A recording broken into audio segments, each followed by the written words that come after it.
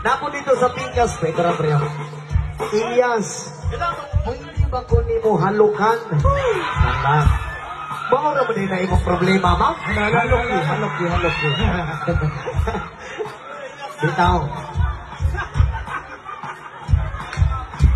Akong usman sa pag-usap sa mga walay uyab diha.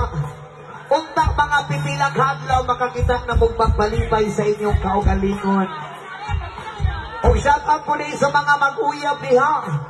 Unta sunod adlaw magbulag na mo! Ay, joke lang. Ayaw mo pagbulag kay nga no dili na limang masakitan. Ako sa tinuod lang ni Agi gigong paghigugma sa isa ka babae. Gihatag na ko tanan. Gihatag na ko tanan ako pagkalalaki. Gihatag na ko tanan ng iyang oras.